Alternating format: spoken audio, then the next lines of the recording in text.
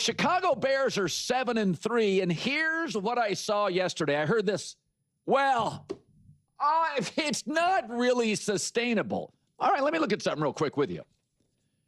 Oh, they were better than the Vikings on third down. They rushed for 140 yards. They never turned it over, and they dominated time of possession. That feels sustainable to me. Well, it's ugly. Well, Denver's winning ugly. Philly's winning ugly. The Jags always win ugly. Chicago's got the second best rushing attack in the league, fourth in total offense, top 10 in yards per play. Those are the numbers Vegas cares about. That feels legitimate to me. Their number one issue is actually, and you have this with young teams, you saw it yesterday with Seattle, you've seen it with Green Bay. The problem is too many penalties. Well, you got a new coach, he's young. You got a new quarterback with this coach, who's young, he's young. They make mistakes. But you can clean that up. You can't create a lousy run game and turn it into a great run game by Thanksgiving. I can take a team that has too many penalties and clean it up by Thanksgiving. So, I mean, Chicago's won 7 of 8. It feels totally legit. Who's winning beautifully? Buffalo? No. Denver? No.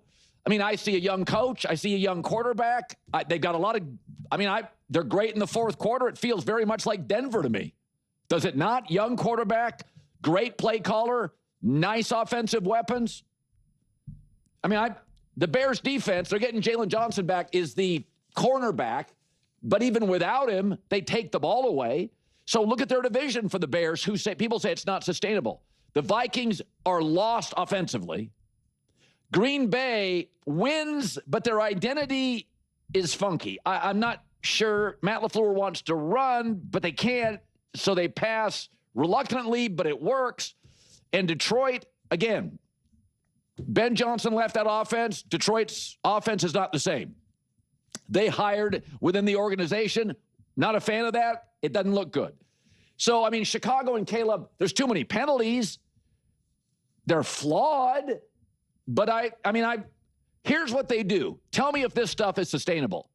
They run the ball as well as almost anybody in the league. They don't turn it over, yet they take it away from you, and they're excellent playing from behind, which has always been a have and have-nots line of demarcation. Can you play leading? Can you play trailing? So when you have a great run game, you can play with a lead. You can kill the clock.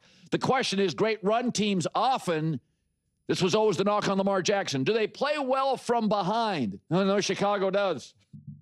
Yeah, the Chicago Bears are a fascinating team, and listening to Colin talk about them is really interesting because the Bears keep now winning a lot of these one-score games, and Colin talks about how that's like that's a skill, right? But then when he was talking about the Kansas City Chiefs, he's like, well, last year they were, whatever the heck they were, 11-1, 10, whatever it was, in one-score games. And now they're like 1-5. And he's like, see, it's not sustainable. But now he's arguing that it's sustainable with the Chicago Bears, which is just interesting. It's just something to point out. I think you should just be so beyond excited about the Chicago Bears right now. They're not supposed to be elite right now in year one with Caleb and Ben Johnson. A new coaching staff, a quarterback who literally had zero support last year. Just a mess of a team, a franchise that has been a mess for years and years and years. You're not supposed to hit the ground running and just be dominant and great and be the 2018 Kansas City Chiefs. Think about how the Kansas City Chiefs came on the scene in 2018 with Mahomes. That literally took years of foundational work, of building that roster, of building up Patrick Mahomes, of Andy Reid having, a decade plus of head coaching experience, right? Being settled in Kansas City with ownership, the GM, right? Like working with Kelsey and Alex Smith and Tyree, just understanding that team to its core. It took a decade plus in the making. This has literally taken 1 year, 3 months, 5. We'll be giving and say since March or something, So yeah, so the whole nitpicking of like, well, is this sustainable? This, that. Listen, in isolation, yes. If you're trying to really evaluate how great is this team right now, you went up against JJ McCarthy, who played not good at all. This Minnesota Vikings team has been struggling. We can say that the Vikings defense is great and all that. That's all well and good. It did take a last-second field goal to win this game against a quarterback who literally had nothing going on, right? Literally, he had 70 yards as I'm looking for my notes right now. JJ McCarthy had nothing going on. And so then, yeah, if you want to take that approach, you absolutely can take that approach, okay? Before that final drive, he was 10 for 24, 74 yards, 3.1 yards per attempt, 0 touchdowns, 2 interceptions, and a passer rating of 14.9. And then he marched down the field and took the lead. And you're like, oh my gosh, the Bears could lose this game right now. And if it wasn't for an awesome kickoff return, very well could have. And so you're just like, oh, what does that mean? Can we chalk that up to, it was a divisional game, this, that, and the third, good defense on the road, blah, blah, blah, blah. And it's like, right now, I think it's fair to kind of look at it really from all the angles. I feel no need to only look at it from the one angle and just celebrate nothing. But I also don't feel the need to take the other side of that spectrum and just say, well, who have they really beat? It's like, well, they beat the Commanders, they haven't been good. They beat the Vikings, but they haven't been good. They beat they haven't been good, and blah, blah, blah. Who have they actually beat? And it's just like, honestly, the Chicago Bears feel so ahead of schedule that it's just not even funny to me right now. And I think also just seeing Caleb Williams play right now should excite you, because they're still not even optimized. Caleb is still not even playing optimally within the system. We always say system quarterback, game manager.